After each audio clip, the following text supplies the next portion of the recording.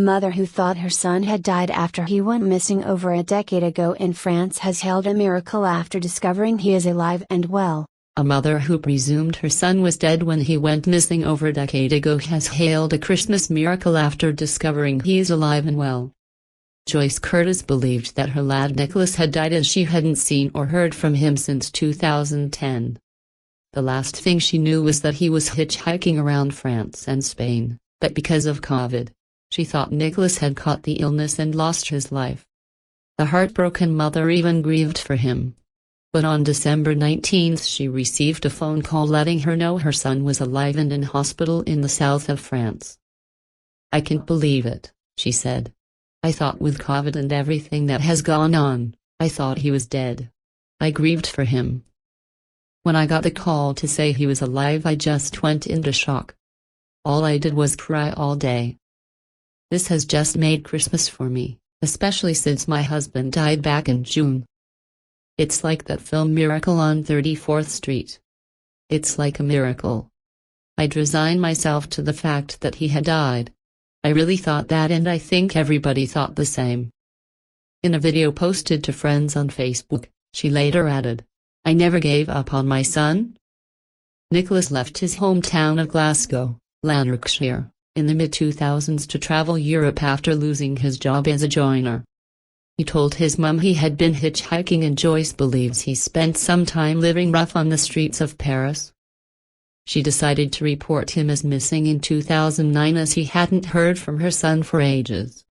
A year later, Joyce was contacted by the British consulate in Paris to notify her that Nicholas had been admitted to hospital in France. She then flew to visit him with her husband, but that would be the last time she would see or hear from him in over a decade. Joyce said, "I got a letter in 2010 to say that Nicholas was in hospital in France. He'd been missing for a while by then. I'd already reported him missing here in Glasgow the previous year after not hearing from him in ages and ages. Me and my husband went over to visit him, and it was that good to see him.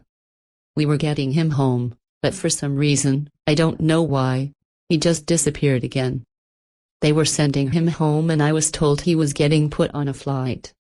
I was expecting him home at Glasgow at a certain time. I worked at the Southern General Hospital at the time. I was waiting on him coming home and there was no sign. When I was over visiting him in France, I bought him some shoes and stuff like that so he could have clothes to travel home with. I was waiting in work. But he never got home. I remember it was pouring of rain that day. I phoned every airport to see if he'd gotten on a flight, but nothing. We never heard anything again.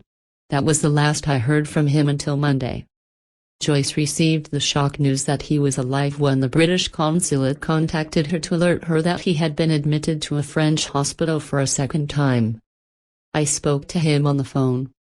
He looks healthy. I asked him, 'Are you coming home, Nicky?' And he said, I can't imagine what he's been through. I just need to get him home." Breaking the news on Facebook, Joyce told her friends, "Nicky has been found?" The announcement was met with a wave of delight from her pals and family, with one saying, "Wonderful news. Joyce, hopefully you get him back home with you soon, so happy for you and family XXXX." Another added, "Fantastic news for you and the family." While a third said, "Oh, you must be so excited, sending love and hugs, hope you get to see him soon 20'." Nicholas is now planning to return home, but Joyce is keen to travel over to France to see him. She said, "I'm not building my hopes up yet until I get him home. Hopefully, though, I might even get over to France with my daughter before then so I can see him." The Foreign, Commonwealth and Development Office spokesperson said, "We are supporting a British man in France and are providing assistance to his family.